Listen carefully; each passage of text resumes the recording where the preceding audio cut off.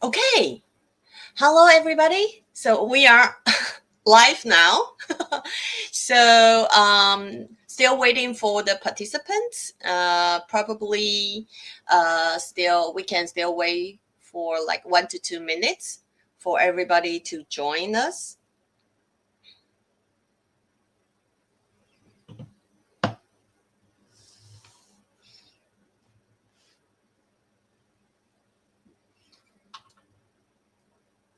The participants, if you are watching our live stream at this moment, and you can say hi on the comment column. Yeah.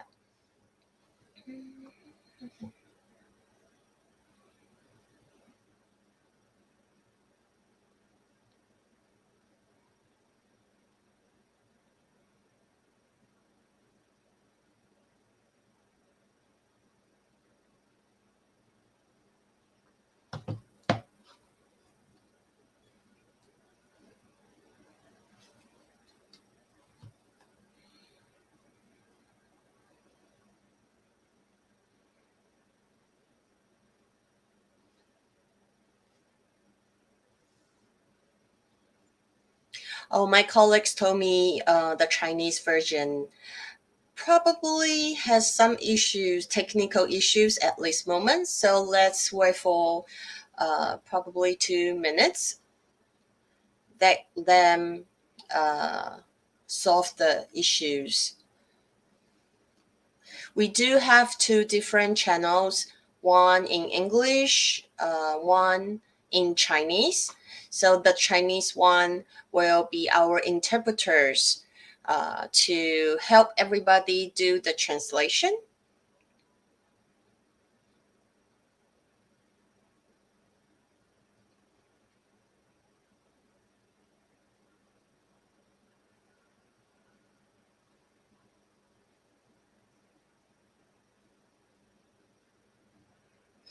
Okay, it's our very first time to use these two ways to do the translation. So I can see that the participants already come in. If there is any technical issues, please also help us to acknowledge that. Hi, yeah. And you can write down your comments or questions. And also, please help us understand what's going on in the all the like live stream process. So the Chinese one will be delayed. Probably sounds like 2 to 3 minutes later than the English version. So just want to let you know. So also feel free to let your friends and family to know that our live stream already started. So the registration numbers are I think over 100. So if you know your friends haven't got the link for this event, also feel free to let us know. So let's get started. I think one of our I'm looking for. I think we lost one of our panelists, so let my colleagues deal with that. So I'm going to start that. Hello, everybody. I'm Jennifer. I am the executive director of Taiwan Equality Campaign. Happy Taiwan Pride. Good afternoon, and Happy hello Pride. to Happy Pride. Yes, it's our pleasure and honor to have the panelists today to discuss with us these very important issues. And hello to our audience online. Welcome to our event, Rising Rainbow Flags. We are going to talk about how to promote LGBTI rights through the foreign policy. And first of all, this event couldn't have happened without the support from Australia office, Taipei. So also, we have two interpreters here with us. Thank you, Claire and Phoebe. And thank you for helping us to share this great event. Also, my teammate Naija manages most of the content work, and the Momo and Iti are supporting our digital system today at the office right now. I'm Jennifer Lu, the Executive Director of Taiwan Equality Campaign. So I have been working in LGBTI rights for over 15 years, and my team and I have been working on the same-sex marriage campaign and other LGBT issues since 2016. During the marriage campaign and after we can get married right now, in the past few years, we learned that some countries are our firm allies, and they support our campaign through various forms and activities. I personally think this kind of LGBT rights foreign policy can be very helpful for the movement. And as Taiwan legalized the same-sex marriage and become the first in Asia, well, I wonder if our government would be interested in exploring the opportunity to adopt LGBTI rights foreign policies.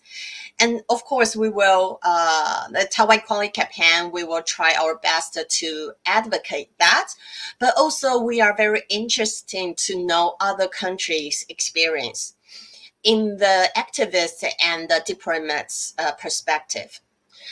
However, we also learned about some difficult cases around the world. For example, the most notorious one would be in the past few years, the Uganda's Kill the Gays bill that impact a lot, even globally. Instead of learning from the news, today we are very happy to have our distinguished panelists from Vietnam, Australia, UK, and the US to share their understanding and experiences around LGBT rights foreign policies from both the activist and diplomats' perspective. And also, we hope to have very constructive and inspirational conversation this afternoon. If you are watching the live stream on YouTube now, no matter which channel you are in, English or Chinese, you can find the link in the comments from our staff. If you have any questions for our panelists, please write down your questions using the link, and we will try to answer them all in the Q&A section later. And we want to collect all the questions because we need to do the interpretation, and so we need to do the translation. So please help us to do that. First, let me introduce our panelist. Let's welcome Hui. Hui, you can wave and say hello to everybody. And Hui is the director. Yeah, who is the director of ISEE Institute in Hanoi, Vietnam, Hanoi. And he advocates for LGBT rights since 2008. And he is also the first openly LGBT official candidate running for the National Assemblies in Vietnam. Next, we have Michael. Yay! Michael, I still want to say thank you very much, Australia office in Taipei. Very happy to be here today. Yeah, Michael is the deputy representative of Australia office. Michael took up his position in Taipei in, I think, last year. And Michael managed the economic and policy section in the Australia office now, and he served in Canada before. And next, let's turn to Europe. Let's welcome Leo. Hi. And Leo Hi, everyone. Hello, Leo. Leo is head of political section of British office Taipei. and he covered UK-Canada relations and NATO policy previously. And he just started working in Taiwan from, I think, last July. So welcome you, Leo. And last but not least, we have our old friend Jason. Hi. And Jason is from American Institute, Taiwan. He is political officer now in AIT and has previously worked in Hanoi, Vietnam, and Shanghai before. So I believe everyone is very looking forward to today's discussion. So let me invite our first panelist, Hui. Hui, the floor is yours.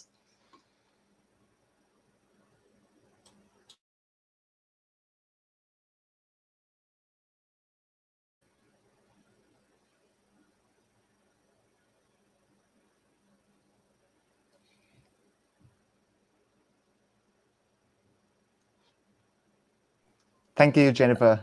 Sorry, it took some seconds to share the screen. So I hope that you all can hear me clearly and see Yes, very the clear. presentation. Yeah, thank you. Thank you. So I have 12 minutes to talk about my personal experience working with the embassy to promote the LGBTI rights in Vietnam. So actually, know that I think that when we talk about LGBTI rights in Asia, the people usually talk about Taiwan and Vietnam or Thailand or Japan. And of course, that Taiwan is a great inspiration for the activists in Vietnam because of your success and your endeavors in fighting for the rights of LGBTI. So thank you so much for this opportunity for sharing my very humble experience working in this kind of aspect. And actually, this is something very new that I have never presented before. So I'm very excited, and I hope that this information may be helpful for you all. So first of all, I want to share about the overview of the foreign relations in Vietnam. So you can see on the screen that Vietnam has maintained a diplomatic relationship with most of the countries in the world. And in Hanoi, the city I'm living right now, there's nearly 100 diplomatic missions, including the Economic and Cultural Office of Taiwan, and of course that the US, UK, and Australia. And also we have the UN agency here, which play a very crucial part when we talk about international support. But first of all, I want to for some of you that not very familiar with the LGBTI community in Vietnam, this is a very very simple visualization of the development of the LGBTI movement in Vietnam. That the birth of the LGBTI movement in Vietnam is closely attached to the development of the internet in Vietnam. That in the 2000s, we have the online forums of gay and lesbian and transgender people. But we did not have any organization, official or registered organization that working for LGBTI rights. Until 2007, we have IC, is an institution working for researchers and legal advocacy for LGBTIs and also for ethnic minorities. So we're working for minority rights. And then in 2011, with the support from IC, we have the first inclusive organization that work for LGBT rights in Vietnam, which is called ICS. So for your information, I work for both organizations. For ICS first in the 2011, 2013, and then I moved to work for IC because I have the law background and I want to focus on the legal advocacy. So the topic here is actually the foreign embassy play very important role in our work, because our initial support to work on LGBTI projects is actually all of the fundings, it come from the international development cooperation agency, such as the Swedish agency, the SIDA, and then Australian aid and Norwegian aid. So these international cooperation agencies are the first one who who support for the LGBT movement in Vietnam, and it helped us so much that the picture you see are the activities that we did in 2008, 2009, or in the very first year of our activities.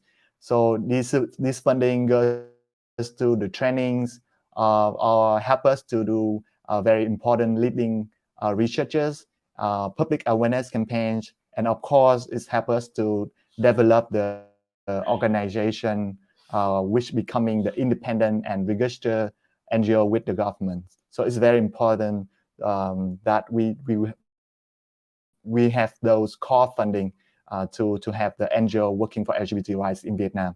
So and when we start do the legal advocacies since 2012 or 2013, we also have the campaigns on legalization of same-sex marriage in Vietnam, and it's the first ever in Vietnam, and that campaigns were organized in 2013, and that campaign is called Tôi đồng ý. It means I do, I agree. And as you can see in this slide, one of the very big support that we receive is from the embassy and international organization. We can see the Swedish embassy, Canadian, British, or the USAID from the US embassies. And also we have the support from UNDP. So UNDP is a very important partners in our organization. So these support have made the campaigns very successful. Unfortunately, that in 2014, when the law on marriage and family was passed, we did not success like Taiwan has did, but it laid a very strong foundation about the discussion of the same-sex marriage in Vietnamese society. Also, talking about the legal advocacy, I think one thing that one activities that the foreign embassy have played very big role is the UPR process, and also for UN mechanisms. So most of you that don't know what is UPR, UPR is stand for Universal Periodic Review. It is the human rights mechanism of the UN, United Nations, to review the human rights situation of each country, of every single member state of the United Nations every 4.5 years. So in this process, the countries will give the recommendation for the countries who are in the cycle of reviewing, and that country will respond to each of the recommendation.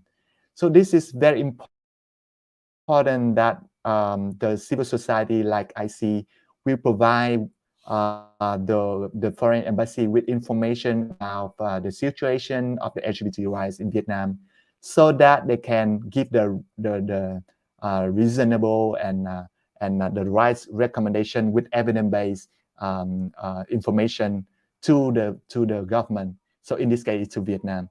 And in the right picture is the picture that I traveled to Geneva to have a statement about the formal adoption of Vietnam's report on UPR process. So I think that the UPR process is important because it's the mature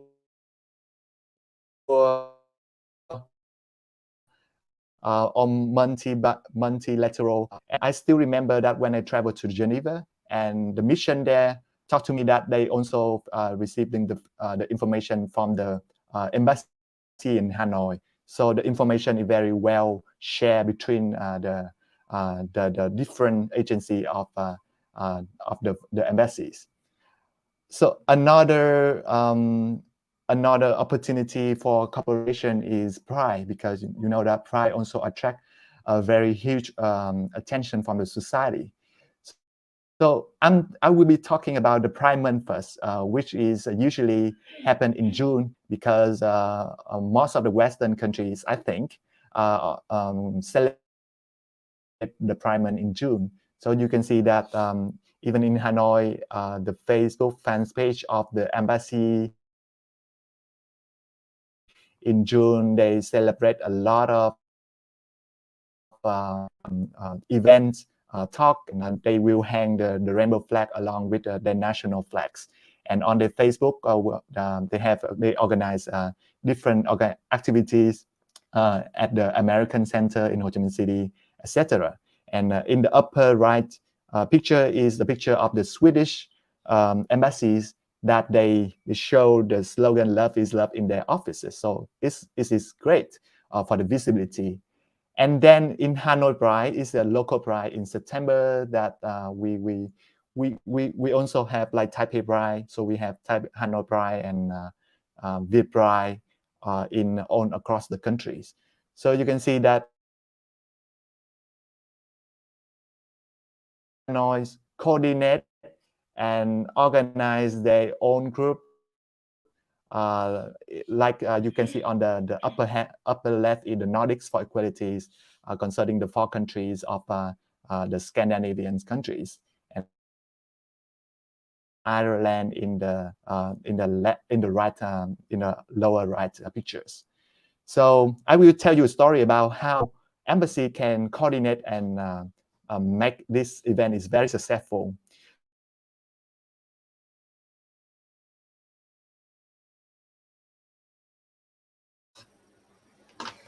I think we lost Hui, right? I'm sorry about that. Yeah. That's So one that of yes. you're back. So we want to be very innovative that we will have the bi rally, Yeah. because this is the transportation. We're in transit. We're not protesting. So this is that what we have done since the very first one in 2012 to 2019, but in 18, sorry. But in 2019, we decided to do a very different way. So you can see on the map here, sorry, I cannot point, but in the lower arrow is the American Center, supported by the American embassies. That every year we can have the place. This is the half open, half public venue that the people can come. They have a very beautiful courtyard that we can have the stage there. So it's not public, but then we have the upper around the green that you can see. The red line is the working streets of Hanoi. So every weekend we will have the working street. The people can work there. So we decided to cooperate with the U.S. embassy, have coordinate with the British embassies, that they will have an event organized by the British embassy, and then we will work from the American Center to the place that the British embassy is organizing their own events. And so this is the stage. Finally can have the pride work, the parade. Of course, that is very short distance. It's like just 1 kilometer, but somehow this is a very wonderful example.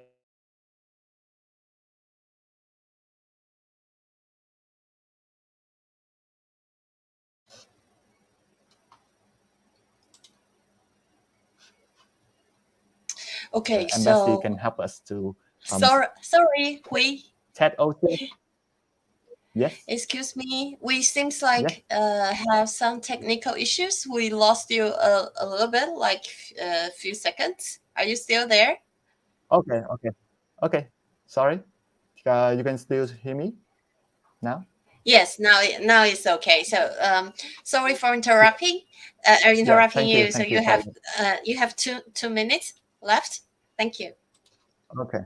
Yeah. So this is a story about the Asia first openly gay U.S. ambassador in Vietnam, Ted Osius. So Ted Osius, since when he arrived Vietnam and took the office, he know that he can use his privilege as a U.S. ambassador in Vietnam to increase the visibility of LGBTI people being politicians. So he appeared in every of our public events. When he worked with the top level official in Vietnam, he will went with his partners.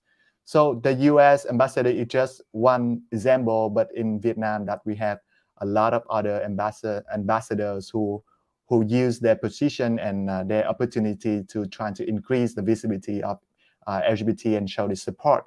And of course that we can have the cultural events like Australia, we have Mardi Gras, and the Australian embassy organize the contest of, and it's like the pride for transgender to show and drag queen. And also, you know, that business sectors is one. I know that for a lot of embassies, so business sector is very important. So we try to integrate the inclusion and diversity issue into this work. And of course that we can, you know, like supporting for arts. And a lot of initiatives in Vietnam is focusing on LGBTI rights. So it's very important that you keep the support for the artists, because the artists can have a very innovative way to show their support for LGBT.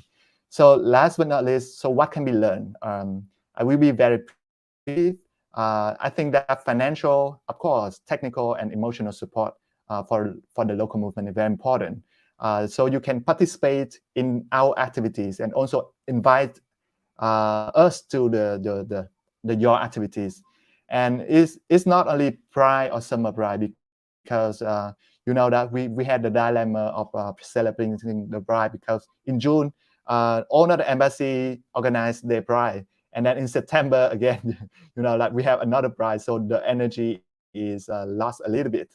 So I will have the conclusion. This is an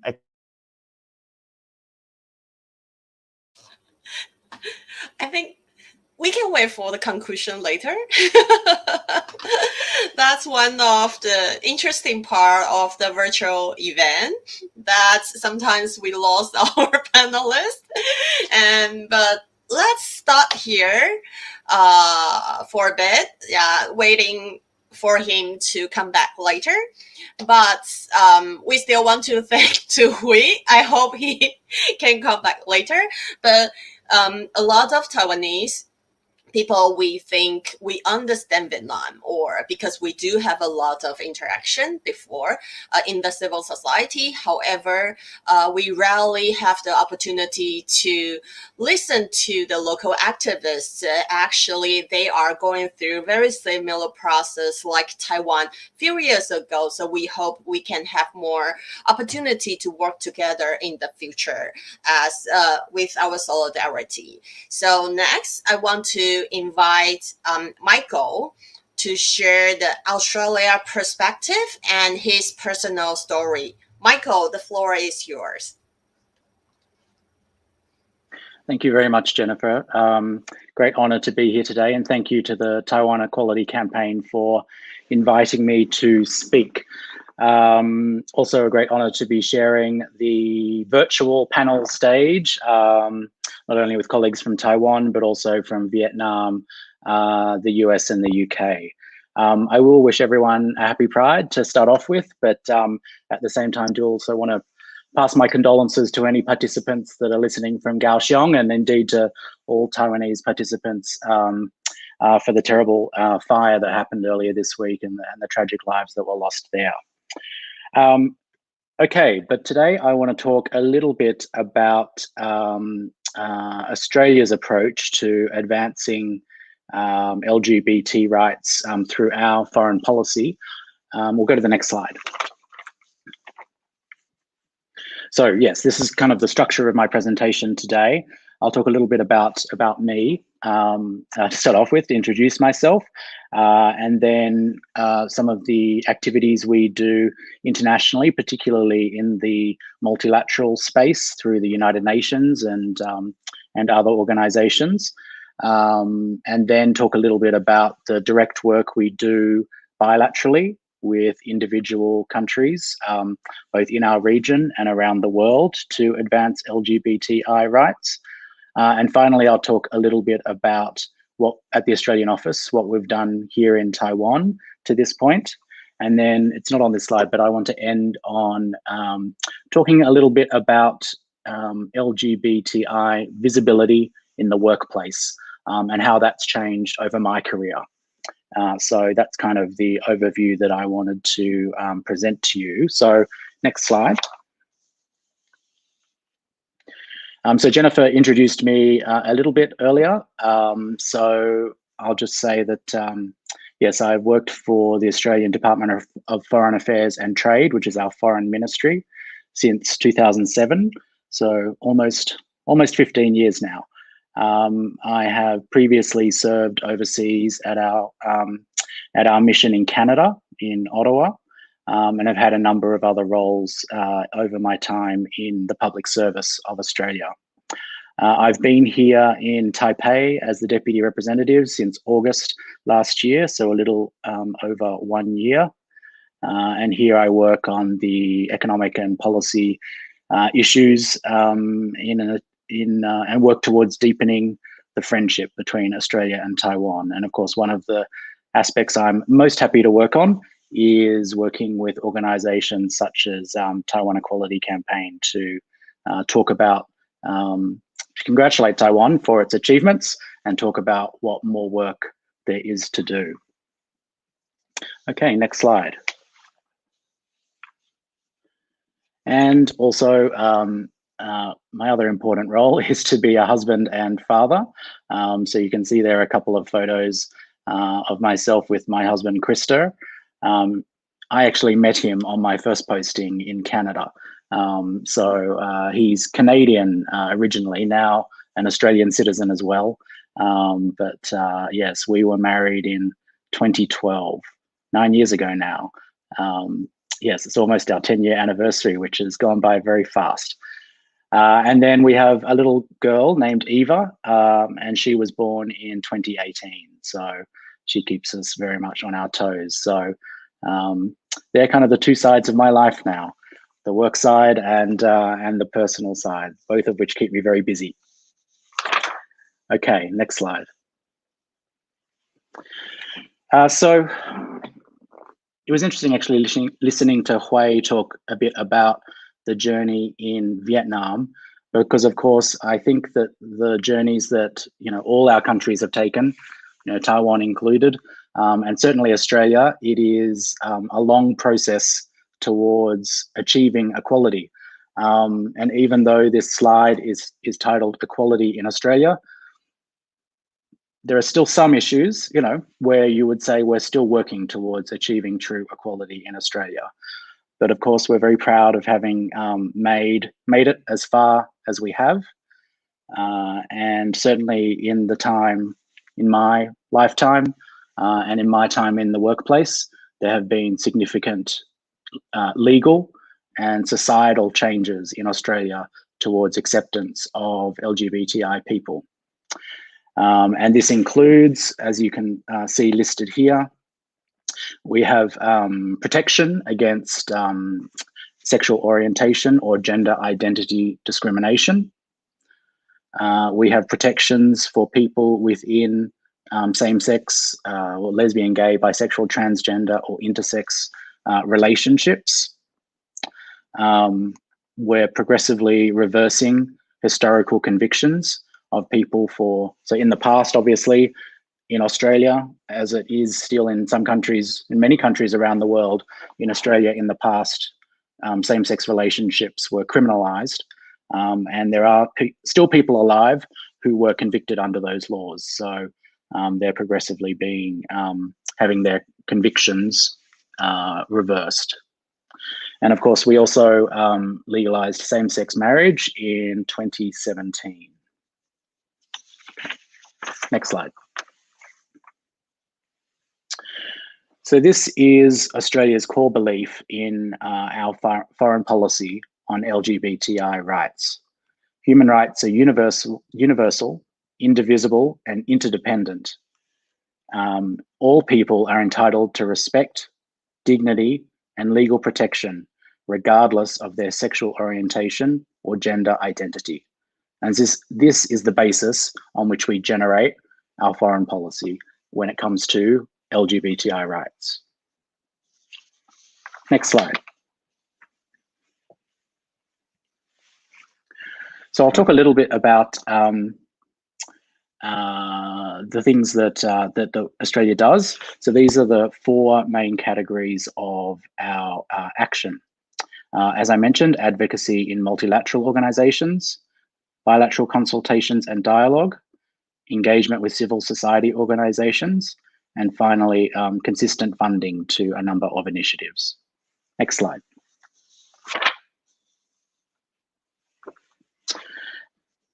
So Australia obviously advocates within the United Nations and the different bodies that are part of the United Nations.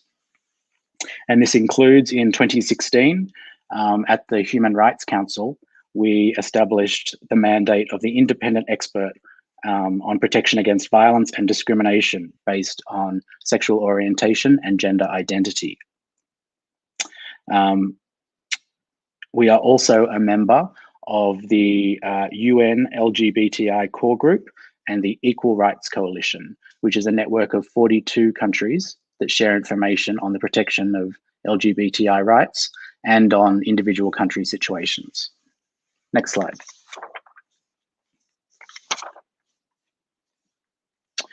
Hui spoke earlier about the Human Rights Commission's Universal Periodic Review process, and Australia is an active participant in the UPR process. And in 2019, we called for greater protections for LGBTI persons in 14 of the 28 states that went under review. And I'll read those out. They were Bhutan, Cambodia, Comoros, with apologies to the interpreters, Chile, Costa Rica, Cote d'Ivoire, Cyprus, Dominica, Dominican Republic, Ethiopia, New Zealand, Nicaragua, Slovakia, and Qatar. So I read out that list of countries just to say that there is, one notable country in there where LGBTI rights, in many ways, I know are very advanced, and that is New Zealand. But the point is, we all have areas where we can improve, and it's important that friends be able to speak to other friends to tell them, those areas where things can work better. Okay, next slide. And of course, as I mentioned earlier, there are a number of countries in the world, I believe over 70, where criminalization of same-sex relationships remains, and 11 states where the death penalty applies to people engaging in same-sex sexual relationships. So we continue to say that this is unacceptable, and in these countries we pursue decriminalization, including with our neighbours. And by that I mean not only our neighbours in Asia and Southeast Asia, but also Pacific Island countries, many of whom have close relationships with Australia, but continue to criminalise same-sex sexual activity. So this is an important part of our work in our region. Next slide. We're also happy to continue our advocacy through our public diplomacy. Oh, that's my alarm telling me my time is up. So I'll move quickly. So yes, you can see here our ambassador in Russia. You might not be able to see that because it's a bit small on my screen at least, but we have activities calling for the decriminalization of or the reduction of discrimination against LGBTI people in places such as Russia. We also have advocacy in India represented here. Next slide. And again, Hui, you already included a picture of Hanoi Mardi Gras. So that's our ambassador there, Craig. I can't remember his last name now. It's very funny seeing him in a bright purple T-shirt like that. I'm used to seeing him back in Canberra in much more formal attire. But obviously, this is very important for us across the region. We are an Asia Pacific country, and we want to advance LGBTI rights in Asia Pacific countries. So we have examples here from on the top left is Japan, and then yes, Hanoi Mardi Gras in Vietnam, in Myanmar, and also in Thailand. So there's a range of activities we have there. Next slide. We also contribute to a number of international funds that support LGBTI rights, including the Global Equality Fund. And we've contributed over 350,000 Australian dollars so far, which is about 7 million Thai baht. Next slide. So this is just a summary again of the types of advocacy that we pursue in Australia: multilateral, bilateral, support for civil society organizations within countries, and funding to global initiatives.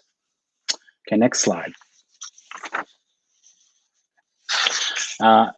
Here is some pictures of us and our activities in Taipei.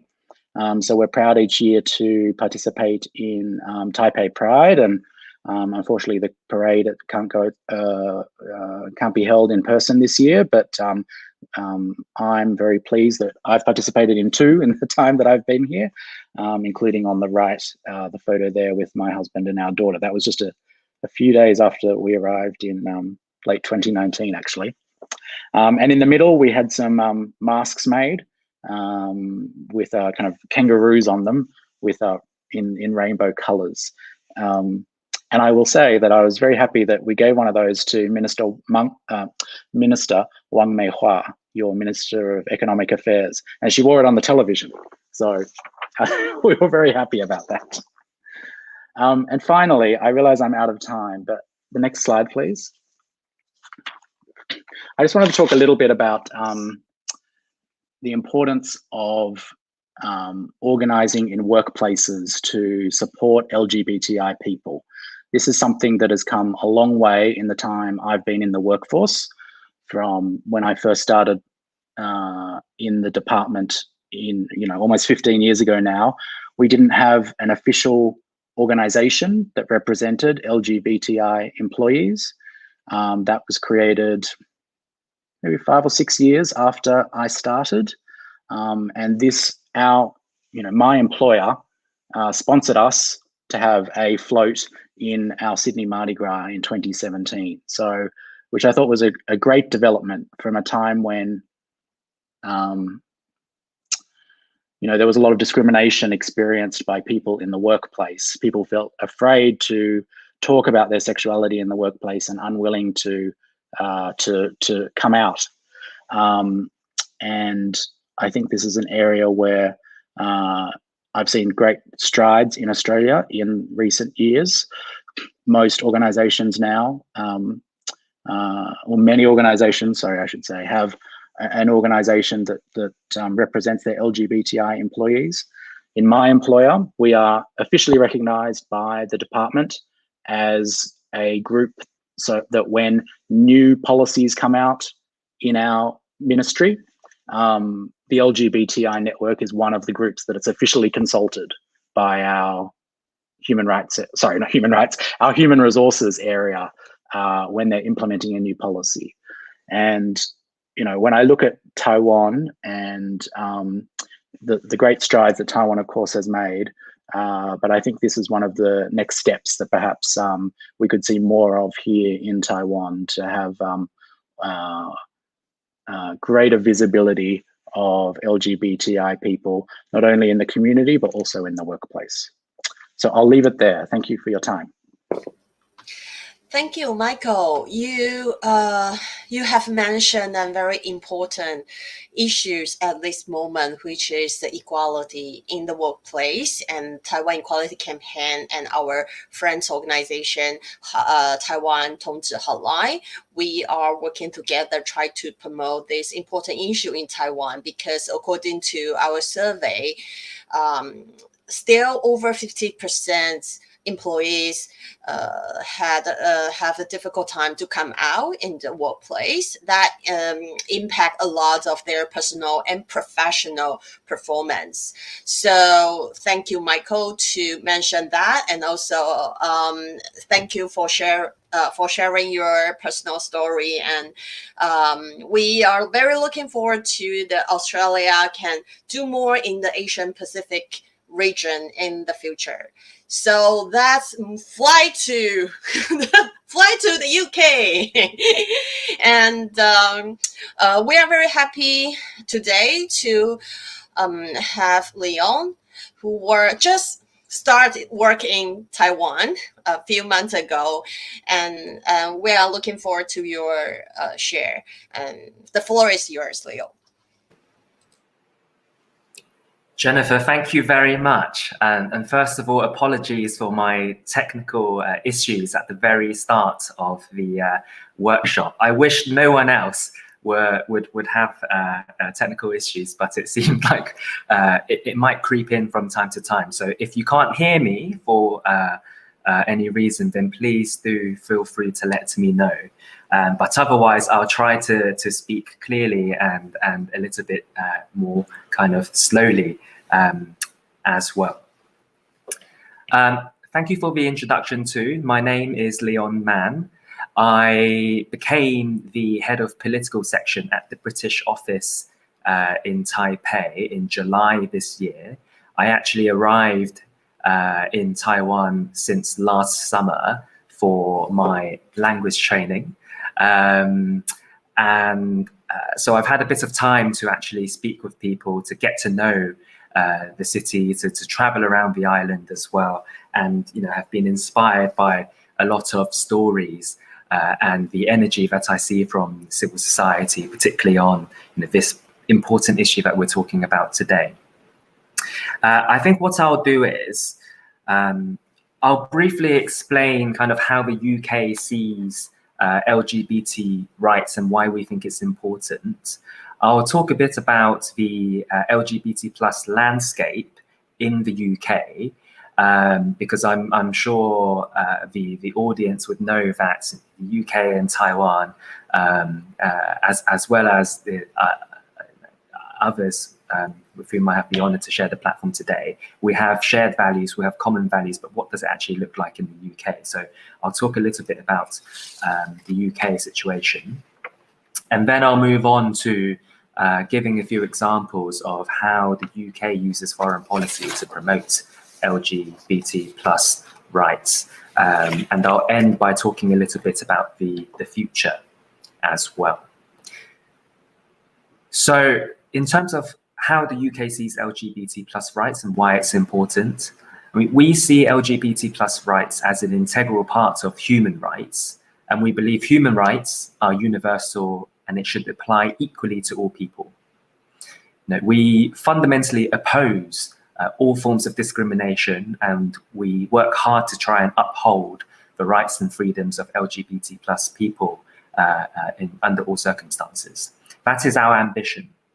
And why is it important? It's really because we think the strongest, the safest, the most prosperous societies are those in which all people can live freely without fear of violence or discrimination, and where everyone, including LGBT plus communities, can play a full and active part in society. So, at the end of the day, it's about every person being able to have a fair opportunity in life. And so, from the very beginning, we do not think that the LGBT plus community are asking for any special rights. They are merely asking to be accorded with the same dignity, respect, and rights as everyone else. So that really is the UK position, and it really informs our core values. And I think it's hard for us to kind of speak overseas and promote LGBT plus rights if we don't make progress at home ourselves. And so I'll talk a little bit about the UK situation. Now, I think in the UK, we've been making very good progress in advancing LGBT plus rights and gender equality, although of course there's still so much more we can do to tackle the stigma, to tackle discrimination, and to make sure that there is support for the LGBT plus community. In terms of the kind of legislative framework and protection, the UK has one of the strongest legislative frameworks to prevent and tackle discrimination. We have a record of making advances in this area. In 2010, we legislated for our Equality Act. We legalized marriage for same-sex couples in 2013, and we're continuing to look at different ways, working with communities, working with civil society organizations to strengthen those rights and make sure they're implemented and respected in practice. And representation is something that's really important. As Hui has mentioned, visibility is really important. And in our own parliament, I believe we now have one of the highest numbers of openly LGBT parliamentarians in the world. We have 52 members of parliament from across the political spectrum, elected in our last general election in 2019, who openly describe themselves as gay, lesbian, or bisexual. In the UK, we also have a very rich civil society sector. There is a really strong civil society movement that supports rights and welfare for the LGBT plus community. And if I may name a few examples, we have the LGBT Foundation, which is a charity based in Manchester in England, that campaigns for a fair and equal society and provides advice to the LGBT plus community across the country. We have an organization called Stonewall that works with employers to promote workplace diversity, something really important, and absolutely echo what Michael has said and observed, and that is true in the UK too. We have an organization called Gallup, which tackles LGBT plus hate crime and offers support to victims of hate crime, sexual violence, and domestic abuse, among other things that they do. We have Mind Out, which provides mental health services for LGBT plus people. And we have the Kaleidoscope Trust, which champions LGBT plus human rights around the world, but principally in Commonwealth countries. So the reason why I'm highlighting these organizations is really twofold. First of all, I think it shows the importance of civil society's role as a key driver in promoting LGBT plus rights. And secondly, I think it shows the intersectionality, is a fancy word for the links between different types of issues. So LGBT plus rights isn't just something that concerns LGBT plus people. It spans across different areas like women's rights and equality, like disability rights, mental health and well-being. So there really is a lot involved, and I think it's important kind of domestically to have these different bases kind of covered, but also to recognize that in the work that we do globally to promote human rights and LGBT plus rights. I think time is flying by really quickly, but I'll move on swiftly to our foreign policy approach. So we do a lot of work to combat violence and discrimination against LGBT plus people around the world. In our network of over 280 diplomatic missions, We monitor and raise human rights issues at different bodies and different platforms and forums. And we seek opportunities to promote human rights and oppose discrimination, and really to encourage the promotion of diversity and tolerance. I won't go into the UN, as Hui has talked about the UN mechanisms and the UPR, but maybe I'll touch on a little bit more on the Equal Rights Coalition that Michael had mentioned. As he said, it was established in 2016. It consists of 42 governments around the world. This year, the co-chairs are the UK and Argentina until the middle of next year. And in terms of what the UK has been doing, for example, we've worked with Argentina to publish the ERC's first 5-year strategy up to 2026, really to try and sustain the momentum in light of the COVID pandemic, but also to raise our collective ambition in terms of our targets and goals, and awareness on LGBT+ issues. I mentioned working with civil society. This is something we think it's really important, because it really helps to inform the approach we take locally to address LGBT+ issues. So we always seek the advice and partner with LGBT+ civil society groups locally, because we believe they have the knowledge, they know what they want, and how best to achieve it with our kind of support and input. I also think this helps to kind of counter the argument that LGBT+ rights are, a so-called kind of Western invention, that runs counter to traditional values. It's something that we absolutely disagree with, as I mentioned at the start. And just quickly, we also use overseas development and aid as a tool to fund projects and programs that promotes human rights and LGBT+ rights. And it's really important to help achieve the UN's Sustainable Development Goals for 2030. And really that helps to, I think, underpin our work in strengthening Southern voices, marginalized voices, and develop new and innovative approaches towards kind of campaigning and lobbying.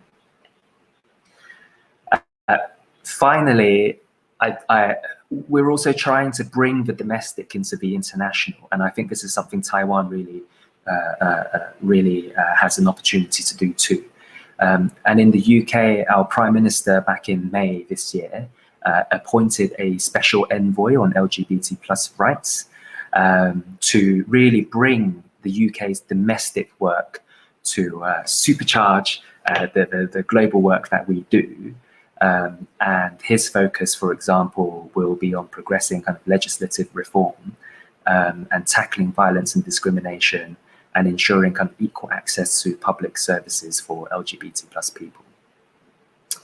And in terms of the future, just two things really quickly. First of all, we are proud to host our first ever LGBT+ conference in the middle of, planned for June next year, where we hope to bring together governments and parliamentarians, businesses, and civil society groups to really raise that visibility to protect and promote LGBT+ rights. And secondly, I believe and I have heard that two organisations in the UK, the Kaleidoscope Trust that I mentioned, along with the Westminster Foundation for Democracy, are bringing the Global Equality Project to Taiwan. And they're looking for local researchers to engage with civil society groups and stakeholders in Taiwan to do more on the post-legislative scrutiny kind of process. So I am very sorry for overrunning, but I hope this has given you a good overview of the situation in the UK and our approach and some of the things we might be doing in the future. Thank you very much. Thank you, Leon. I think that's a great opportunity, especially also for me. I working on the international affair for many years, but every time I learn a lot new things from different governments that encourage the local activists like us as well to do more advocate toward our governments. So it's great to know that UK is doing more in the near future, and also we are also very looking forward to the collaboration soon. So the last but not least, Jason from AIT. Jason, we met each other I think a few years ago, and he has been a great friends from AIT and support LGBT work a lot. So Jason, the floor is yours. Thank you. Thank you very much, Jennifer. Firstly, I want to say thank you to the prior panelists. Everything that you said is incredibly inspiring, and it's interesting to see how in each way, each country's example, I find ways in which you have done things better than the United States and have set some new goals that we can try and achieve. One thing that I want to maybe just start off my comments about here today with is that President Biden yesterday in the United States just emphasized that he believes that our efforts to defend human rights around the world, including those of LGBTQI plus persons, are stronger when the United States recognizes our own historic challenges as part of that fight.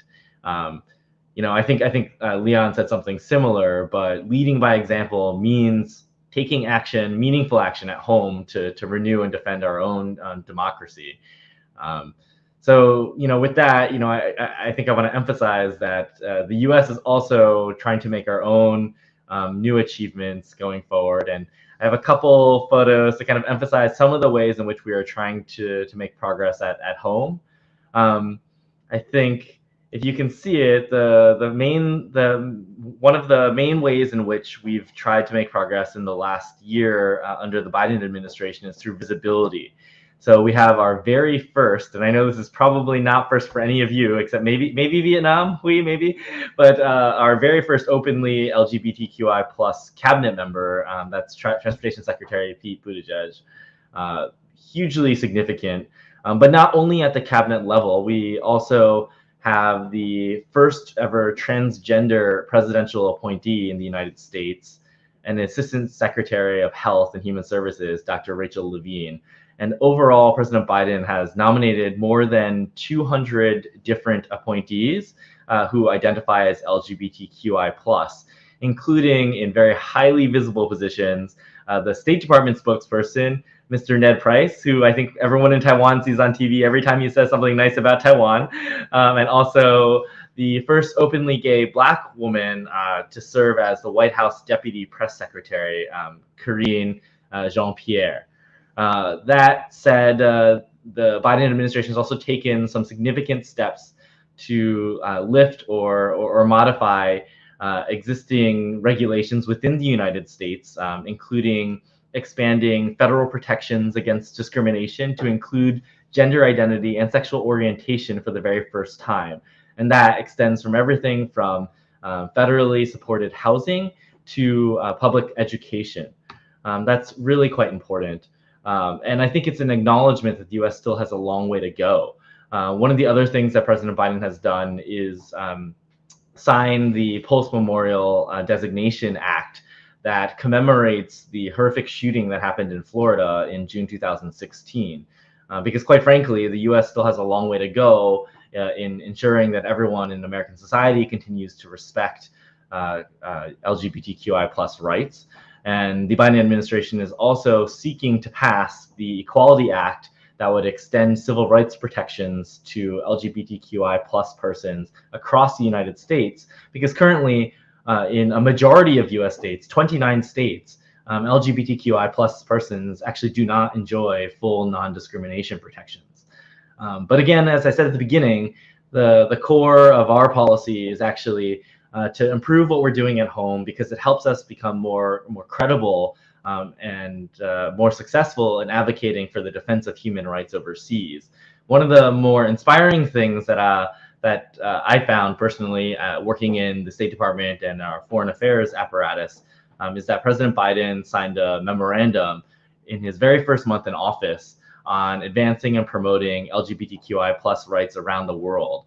That actually identifies a couple key priorities that the United States is going to advocate for overseas, some of which intersect with the priorities that my Australian and British colleagues mentioned earlier.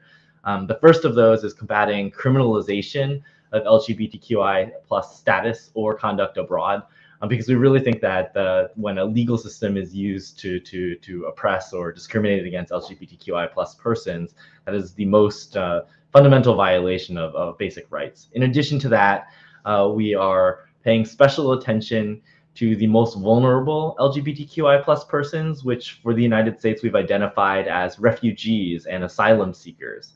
So we are working closely with UNHCR and directly through our US missions abroad to try to do what we can to extend special or additional protections for LGBTQI plus refugees and asylum seekers. And then we are also trying to increase our foreign assistance that will protect the human rights and advance non-discrimination for LGBTQI plus persons around the world. Michael mentioned earlier the Global Equality Fund, which was launched by the United States and other partners in 2011. Secretary of State Anthony Blinken mentioned earlier this year that the US would be making an additional contribution of $10 million this year to that fund.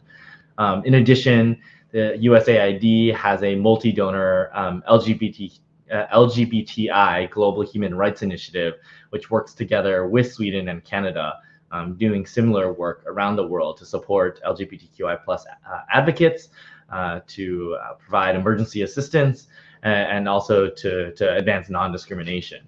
And then we also pay a lot of attention to making a very clear and deliberate response when abuses of LGBTQI plus persons occur overseas. And again, I mentioned Ned Price earlier, but the State Department has been quite active since January in speaking out in defense of human rights of LGBTQI plus persons, including when they're specifically targeted in places like Uzbekistan or Chechnya and elsewhere. I would just focus on the fact that I think for achieving any of these things around the world, a key piece of work is actually in building international coalitions. In order to achieve these ambitious goals, it requires that all like-minded democratic societies, including Taiwan and the other panelists that have appeared today, work together to ensure that we do what we can as a coalition to advance these goals. And so it's quite important for us that this year in June, during Pride Month, for the very first time, the Pride flag was raised above the headquarters of my home agency, the US Department of State.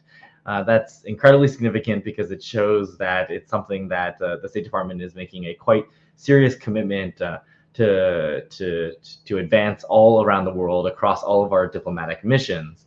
And wherever we are doing that, we're trying to do so in partnership in partnership with those activists on the ground who have unique expertise and who have ideas and understanding on how to resolve those issues. And the hope is that we can together build a safer, more inclusive global society for all LGBTQI plus persons. I would note that I think the State Department in our efforts is trying to focus in particular on marginalized LGBTQI plus communities, including women and girls, racial and religious minorities, persons with disabilities, and transgender, gender diverse, and intersex persons. I think, which is generally meant to be the intersectionality that Leon mentioned earlier. As part of those efforts, I think, like others already, like other countries have also done, we have appointed a new special envoy for LGBTQI plus rights. This is a photo on the left of our new special envoy, Jessica Stern, who previously was the executive director of Outright Action International, one of America's leading non-governmental organization that advocates for LGBTQI plus rights around the world. And on the right is our Deputy Secretary of State during the Pride flag raising I mentioned earlier. And so I guess one of the things I want to briefly comment on is how the U.S. is beginning to make these efforts happen. As the appointment of Special Envoy Jessica Stern illustrates, I think one of the most important things we can do is in fostering connections with international civil society. I think that we want to make sure that LGBTQI+ persons and activists around the world know that they are not alone, that they're included in a global society that is supportive and that they have allies. I think that's incredibly crucial. And then I think we use many diplomatic tools that others have mentioned, including policy advocacy, both bilaterally and through the UN system or through other multilateral initiatives like the Equal Rights Coalition that Leon mentioned. I mentioned earlier a little bit about foreign assistance, but we very much believe in building the capacity of local activists to continue their own struggle for their rights, and also in providing emergency assistance when, because of their status or their activism or because of their speaking out, they faced discrimination or even persecution. So I think those are just some of those important ways in which we can use foreign policy to advance LGBTQI+ rights around the world. I mean, I really think that Taiwan can help in this endeavor. You are actually ahead of the United States in some ways. I mentioned earlier that the US has just started to ban discrimination in education and in the workplace. I know that those have been legal requirements in Taiwan for some time. And I think Taiwan has incredible experience, all of you who are listening today, in kind of campaigning at a grassroots level to demonstrate how you can effectively shift public attitude and mainstream culture to be more tolerant and respectful of LGBTQI+ persons. So I look forward to this productive discussion, and I think it's incredibly valuable to have allies like those in Taiwan who can kind of demonstrate to the world that this isn't just a Western concept or ideal, but that people everywhere should value that. And AIT is part of that. That's why I have this photo that I forgot to display earlier. But this is from June for International Pride Month, when we hung the Pride flag up at our office here. And like others, we believe that we ourselves have to represent by the power of example. And so we also have a employee affinity association, the Gays and Lesbians in Foreign Affairs Agencies Association, that actively works with the State Department's leadership and foreign policy leadership to use LGBTQI+ employees as advocates, and also to listen to them in shaping our policies. So with that, I will leave my share screen here and just say I look forward to the discussion. Thank you, Jason.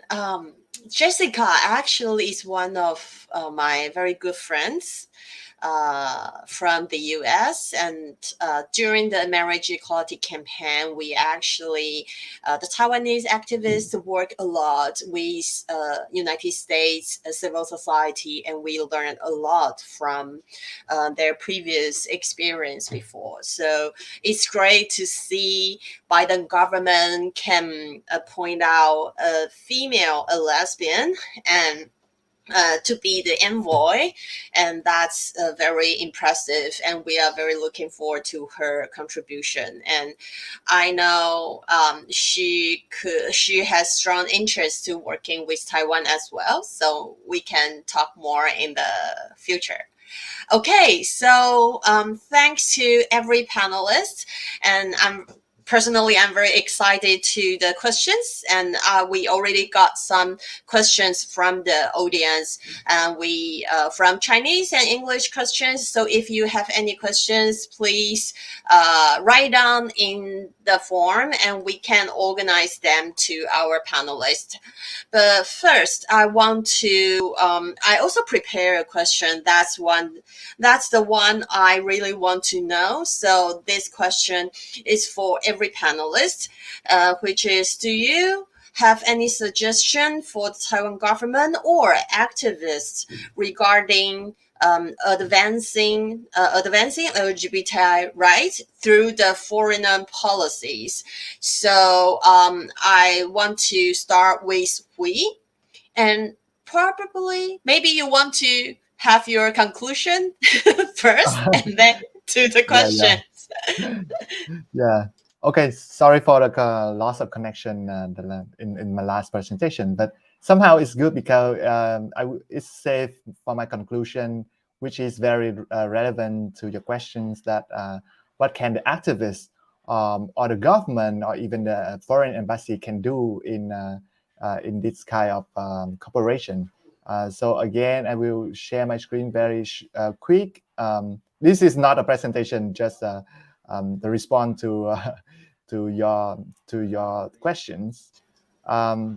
So you can see here is some of the lesson learned that I've seen, that what can be done better between the activists, the local activists, the foreign embassy, and the government, of course. Of course, that the financial and technical support is very important. But what we call here emotional is mean that spiritual or inspiration, support from the embassy, very important. That you see that you show your support and be visible is very important. And please participate in our events and also invite us to the events that you organizing. And before that, please consult us, the civil society, and do it in our ways. Again, is concerning about the bride, because there are problems in Vietnam that in June we have something called the Pride Month, and all of the embassies celebrate it very vividly and very it's a very big celebration. And then when we have the pride, the local pride in September or October, so the energy of the society is quite low, and sometimes the people confuse that, oh, this is another bride month because the June they already know that there's some bride. So my recommendation here is not only about bride or summer bride, and use your energy for the local bride. And I think that this is something that I learned from Taiwan so much, that I know that in Taiwan you have an international bride and the Taipei bride or Taiwan bride. So you separately one bride month for international partners. I think it's a great idea. That's we also want to learn. And visibility important in use of privileges, because sometimes especially in business sector is very they very value your cooperation. And I think that I'm not in the right position to talk that you must sensitive with politics, but sometimes you must, because the politics, especially in LGBT movement, is very important. So let the community lead. Also, in Vietnam, the registered organization working for LGBT rights is they are very few of them. So most of them are non-registered organization. So be flexible in the funding mechanism, and share the information, work with other like-minded embassy, especially the Asian embassy. Because the problem in Vietnam is sometimes the people think that the LGBTI issue is a Western issue, that the Western countries trying to impose Vietnam government. And it's also my problem when I run the campaign to the National Assembly, because when I publicly open that I'm working for LGBT rights and for an NGO, and I think that my NGO is backed by Western countries to intervene and to trying to do the color revolution, etc. So it's very sensitive issues. So I want to conclude with the excerpts from the book Nothing is Impossible, written by the former U.S. ambassador to Vietnam, Tex Osius.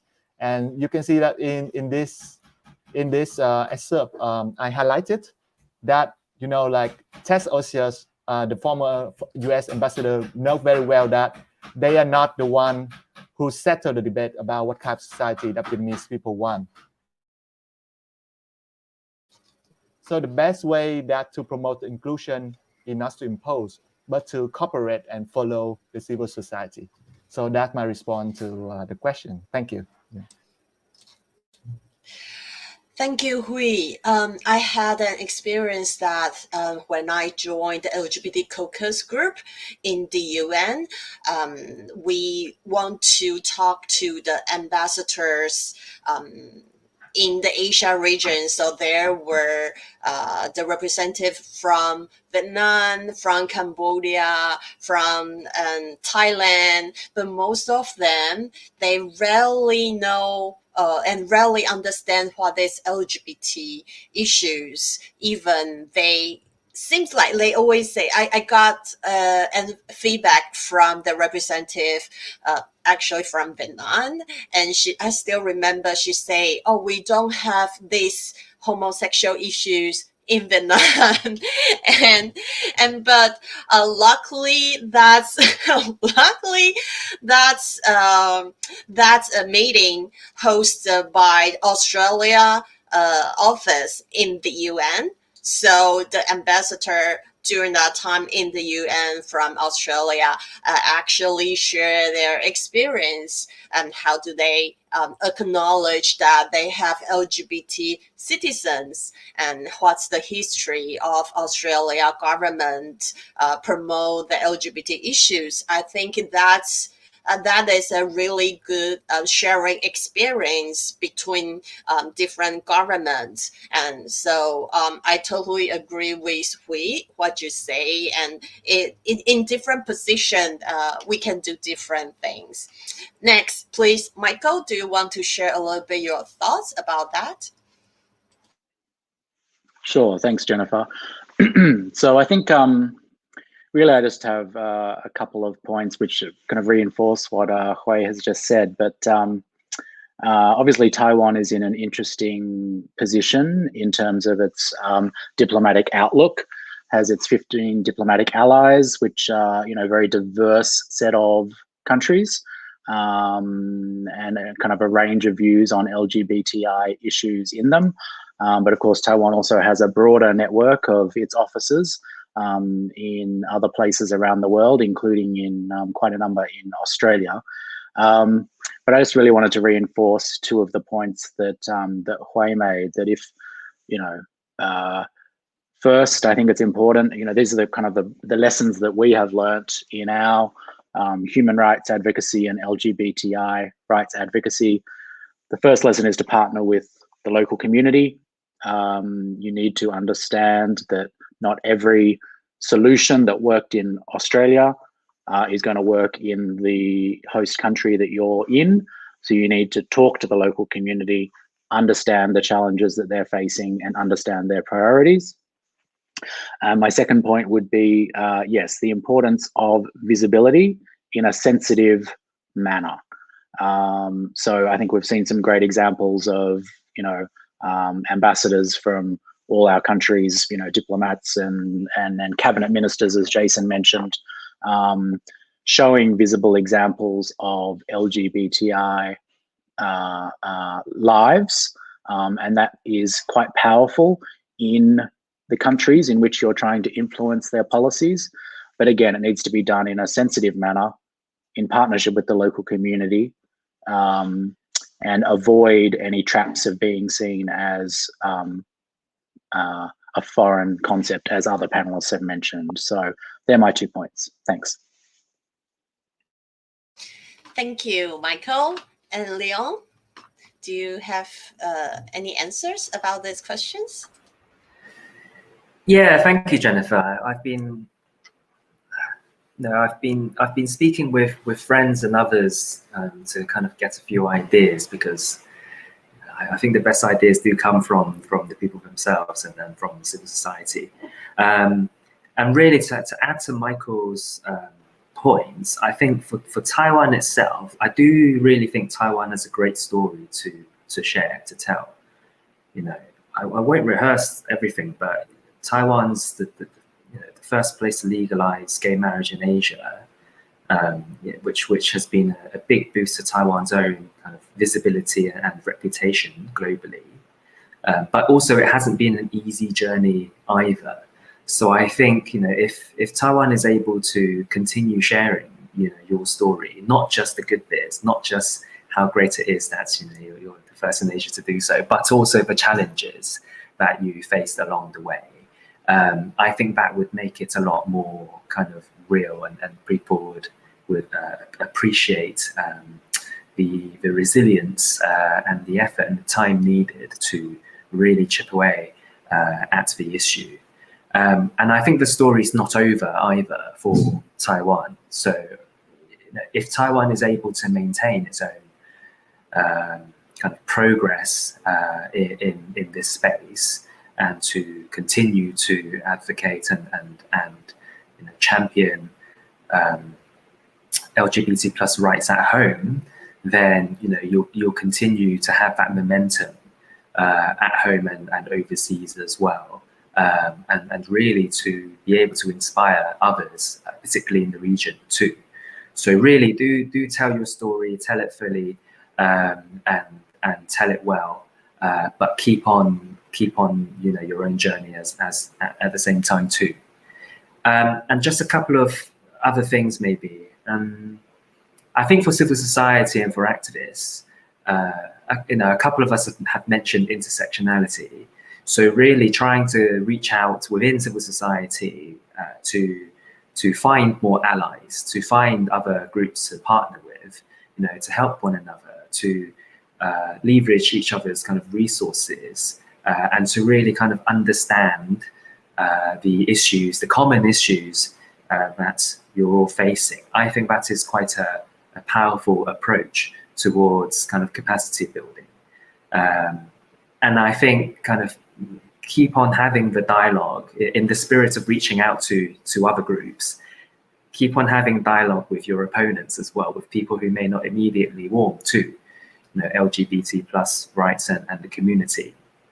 So really try and understand, listen to their concerns and priorities, but respond to them and have those discussions, because that's also really important to change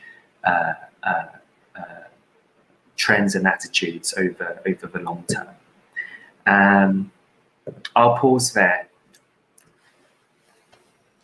Thank you, Leon. And my colleagues just say in our chat group, and they all very agree with your feedback. And we are trying our best to tell our stories, especially Taiwan doesn't have a lot of opportunity to be seen internationally. So please, if you have any opportunity working with us, we are really love to do that. So Jason, do you want to share a little bit about your thoughts? Sure. I love all the suggestions that already came up, but you stole some of my points, guys. The one thing I would say maybe to add is I would encourage maybe Taiwan's diplomats overseas to proactively engage with the like-mindeds. I think we share many values, including this one that we've all talked about today. And I hope that Taiwan's representatives overseas would feel confident in participating with other diplomats and showing support, and also in helping to provide support to local activists, including by building connections to the vibrant civil society that is here back in Taiwan. To my diplomatic colleagues, I'd say I hope that all of us as like-minded nations will make room for Taiwan to participate in some of these initiatives. I think sometimes we forget or find it challenging, but I think Taiwan has a fantastic story to tell, and one that can really advance this important cause through the power of its story. And then last, to all of the civil society activists in Taiwan, be confident. You guys have been so successful here in Taiwan. You have a fantastic story. Tell your story to others with confidence.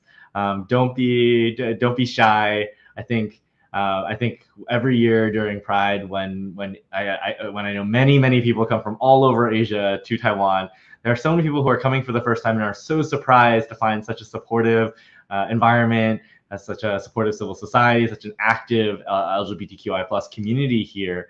And it's inspiring. So the more people you can inspire and the more you can reach others through events here or by traveling around or by helping people virtually or via other platforms, I would encourage you to do so. Thank you, Jason. I think you mentioned one very important factor that I think Taiwanese people are a little bit shy sometimes. I think this kind of our personality that we are shy to to show off or to be who we are and speak out publicly. So I think that is one thing we really want to encourage the community to do so. And we do have plenty of questions. And so one question actually Jason and other our panelists already answered a little bit about that. So I will say that question first. So although that is question from Danny, I think. Danny said, although Taiwan is the first Asian country to legalize same-sex marriage and seems very progressive, the public sector, at least MOFA, seems to be very conservative. There doesn't seem to be clear strategy when it comes to leverage Taiwan's achievements in the international field. For example, Taiwan foreign missions never participate in local pride parades. In Europe or North America, the way their counterparts to do in the Taiwan Pride. So Danny asks if there are any suggestion. I think Jason just mentioned very clearly that I also encourage our diplomats to participate more in the local events and be prepared to share Taiwan's story. I think that is one very important thing we can do. Okay, so one question from Singapore. That's I think it's a friend from the Singapore NGO called Uga Chaka, and Uga Chaka is one of the LGBT organization do a lot of community services. And the friends from the Uga Chaka asks, can I invite each panelist to comment on the possibility and the risks of having two split LGBTQ movement in Asia, where many countries like Vietnam, Hong Kong, Thailand, Japan are fighting for same-sex marriage at this moment, but at the same time, many others like Singapore, Malaysia, and Sri Lanka are still fighting for the legacy of criminalization. So anyone have any comments or answers about these questions?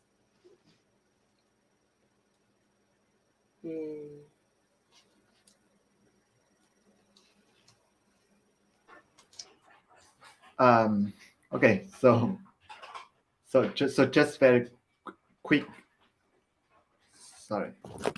So just very quick response that I think that because that the goals of the each country's movement is different, but so I totally think it's normal that that some countries we have to deal with very specific issues like the legacy of the the British colonial.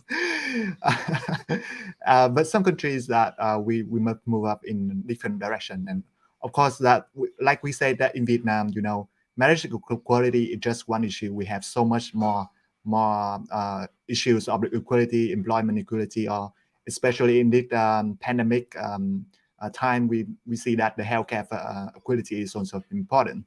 But somehow we should, like do something together, and work together between the civil society of each country, something that the countries shares the same, our government share the same interest in those countries. So that's my response. Yeah, thank you. Thank you. And Michael? Sure, thanks, Jennifer.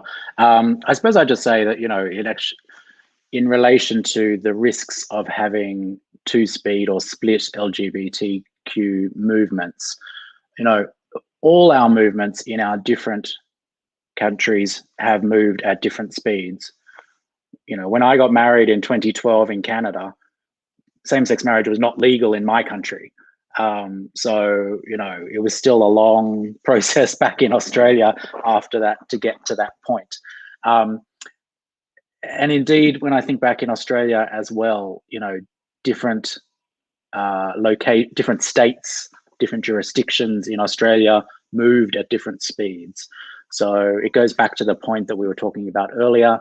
you need to be, we all need to be conscious of where the movement is at in different countries, and what are the next steps in that society that need to be taken, and they're not the same in two neighboring countries, not the same. So we just need to be conscious of that.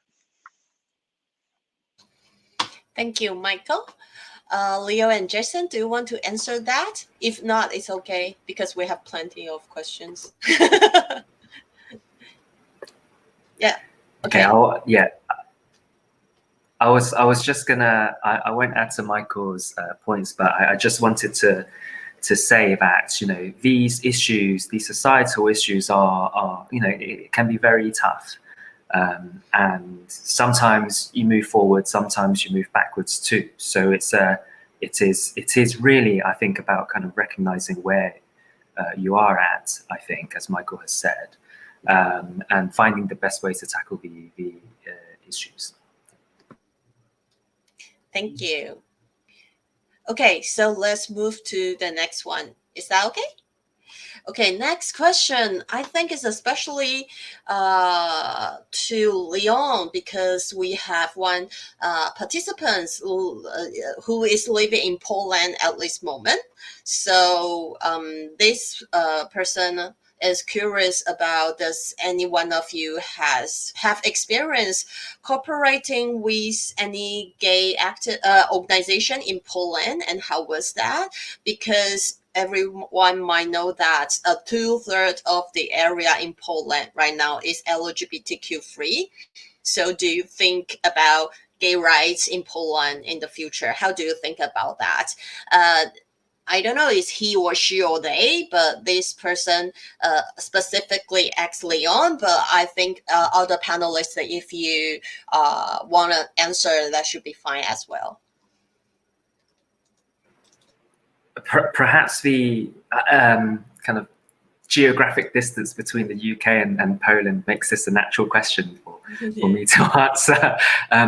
Unfortunately, I don't know the details of the extent to which we cooperate with groups in Poland. But what I am confident in saying is LGBT plus rights and human rights, it's a vital part of our foreign policy. It's a vital part of what we do.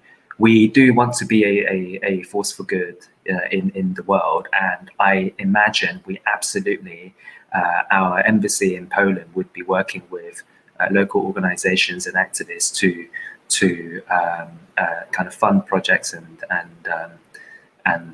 lobby on issues of concern. I'm afraid that's all I can share for now. Thank you, Leon. Do any other want to answer that? No? Okay, so we have another question. Thanks for everyone for this informative conference. I'm wondering, how do you think, which other countries in Asia do you view as having the best chance to follow Taiwan's path toward equality? And how are your officers participating in those movements? And I also very curious about Hui's point of view about the situation in Southeast Asia as well. So anyone want to answer this question first?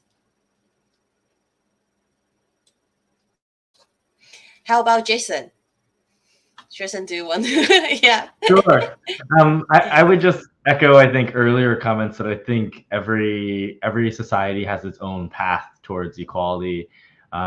Personally, having worked previously in Vietnam, I was quite inspired by the work of activists there. They've made tremendous progress, I think, that we talked in detail about there. And I think anytime the civil society in a particular place senses that there is an opportunity, they will be the first ones to know and the first ones to tell our other supportive, like-minded diplomats that they think there is an opportunity and that they need support. So I think the best thing that we can do as when we're talking about foreign policy, whether it's for the US or for Australia, the UK, or even Taiwan's offices overseas, as to maintain those connections with local LGBTQI plus rights groups, because when they have an opportunity, when the political environment, when the society, when the cultural context is ripe for progress, they will know before anyone else. Thank you. Any others? Okay. Yeah. So Wait, please. of course that marriage equality is not a competition, but even if it's a competition, somehow this is very good and positive. I think it's about the shared experience that we learn from each other. So I have friends in Japan, in Thailand, Nepal.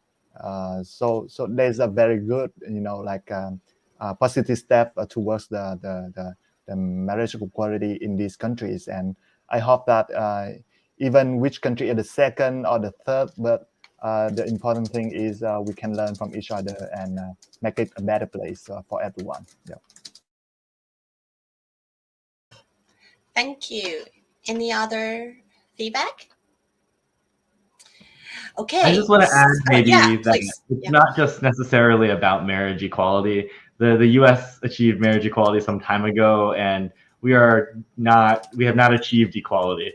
There are many ways in which people in the United States, LGBTQI plus persons in the United States, continue to face tremendous discrimination, and those are things that we are working on. And so progress doesn't need to be measured exclusively by marriage equality. I think there are many forms of equality which are important, and again, listening to local society and local activists about where there are opportunities and where we can push equality forward across the board is very important. Yeah, exactly. Even I think even Australia, UK, United States, and Taiwan, we haven't achieved equality yet, and I think not even closer to equality. And even for Taiwanese people, we can get married already, but in terms of adoption rights or the artificial reproduction technology and also the transnational marriage, we are still working on that, and a lot of discrimination are still happening everywhere in our society. I believe in different countries is all the same. Yeah. Okay. So the next questions is especially for our diplomats. So one participant asks about working in foreign affairs. Do people avoid mentioning their LGBTI identities, or if it's hard for LGBT people working in as a diplomats, hard to come out? So I would like to have Michael share your experience first, and then see if any other friends want to echo.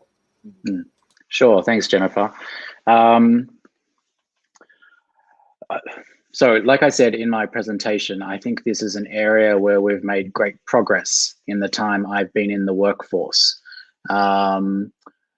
Before I joined my department, I worked in a private sector law firm in Sydney for a few years. And it was quite common for more senior representatives in that firm to be in the closet. And then I would also say that when I first joined my foreign ministry, that yes, it was there was no formal kind of organization of representing LGBTI employees. Many did not come out kind of publicly for fear it may affect their careers. But I think, yeah, like I said, I think that has changed tremendously over the time I've been in my ministry.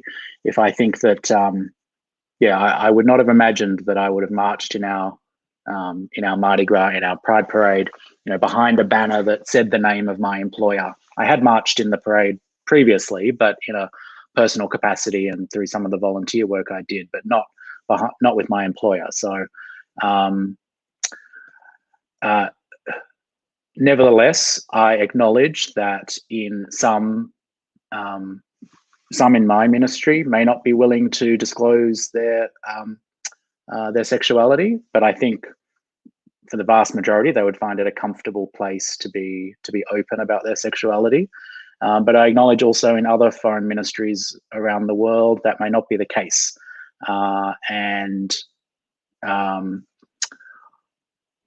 Yes, I mean, is this an area where Taiwan could do more within its government departments to try and promote visibility of LGBTI employees? I said during my presentation that I would suggest that this is an area that more could be done, and this would have then flow-on effects for Taiwan's foreign policy, as other panelists have said, that if we see willingness to embrace diversity of the employees in a foreign service, then that gives greater strength to your foreign service when you go overseas. So yes, I think in my workplace, having visibility as an out gay person is not an issue, but it's not the same in all foreign ministries. And I should say that we recently did a survey of our employees, and we asked them to, if they were willing to, it wasn't compulsory, to identify their LGBTI status. And we didn't have, I think we have maybe 5,000 employees across the world in my department. And I don't think we had any that identified as transgender. So, so there's still work that we need to do to make sure that people are feeling comfortable in the workplace as well. Thank you, Michael. And Leon, do you want to answer these questions?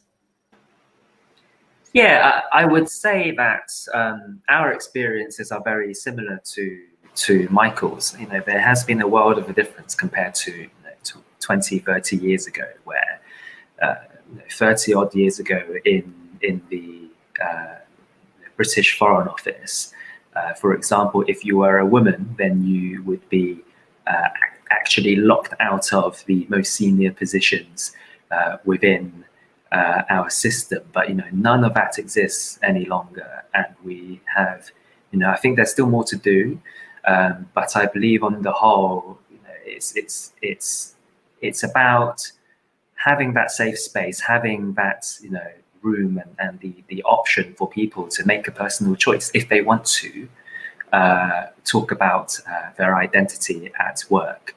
But it's something, having a workplace, an environment that promotes diversity and inclusion is something that's very important to our office, to the senior leadership. And we have various staff associations to raise awareness, to support on these issues. And on LGBT plus rights, our staff association is called FLAG, and they do a lot of work engaging with others around the office to raise awareness and to really kind of fly the flag and put these issues on the map, to really normalize it amongst kind of colleagues and staff, and to build that confidence.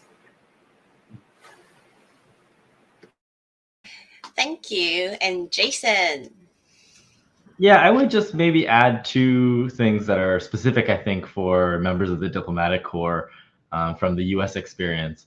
In 2009, our then Secretary of State, Hillary Clinton, she went ahead even before the US legalized same-sex marriage and said that she would allow all employees of the US State Department to declare themselves as being in a domestic partnership or marriage equivalent relationship, regardless of gender, and that the Department of State would extend benefits as an employer to their partners as appropriate. But she went one step further and committed the State Department to advocating for our employees' partners' rights with foreign countries. So when we talked earlier about Ambassador Osius, but then Secretary Clinton said the State Department, when they sent same-sex or LGBTQIA+ persons abroad, that they would seek to deliberately ensure that the countries receiving them would accord them the same rights as other persons.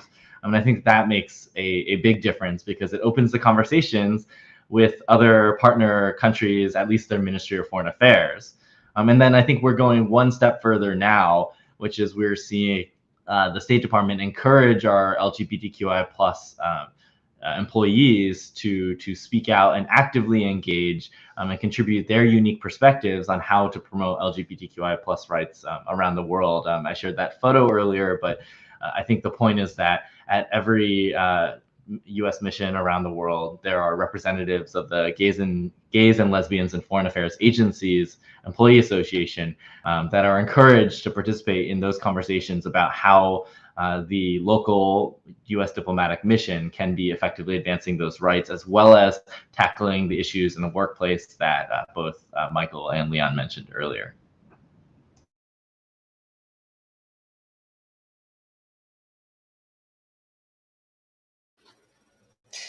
Thank you, Jason. Sorry, my computer just frozen a little bit. Sorry about that. Okay, so thanks to every panelist. And sorry, we are running out of time. So very happy to have this opportunity to start this discussion in Taiwan and in the region. And I hope in the future we can still have more opportunity to discuss, go deeper, and more actual collaboration in the future. So right now, I want to do some promotion about following events, and also one very important book I want to share with you. And I just let me. Because it's a Pride month, so we have plenty of different events. So first of all, we do have the this one. We do have a tour bus, especially focused on the LGBT landscape in Taipei. So hope everybody can join us.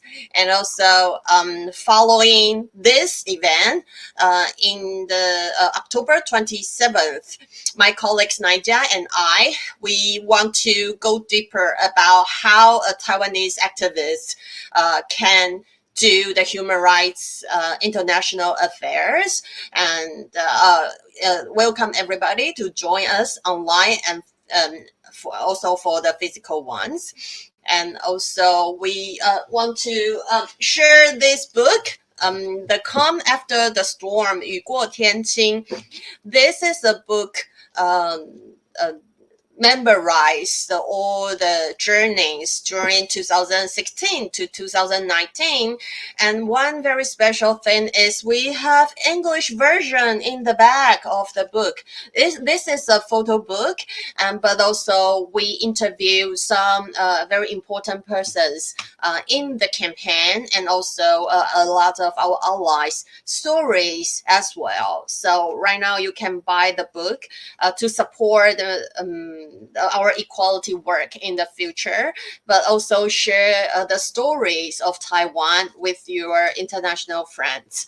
So I think, unfortunately, this is the end of this event. So I want to invite our panelists to do a photo group virtually.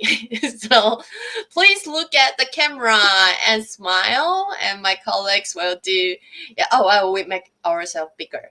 Great. Yeah. So do you know Taiwanese people, we always do that? Yeah. This is our signature pose. Great. Really nice to have this great afternoon time. I'm very looking forward to the future collaboration. So, and also next year's Pride, we hope we can meet each other physically and also participate in the Mardi Gras and the Pride in the UK and in the United States, and also in Vietnam physically. And we hope the COVID situation can get better very soon. And thank you. And let's say bye-bye to the audience. Yay. Bye-bye. Thank you.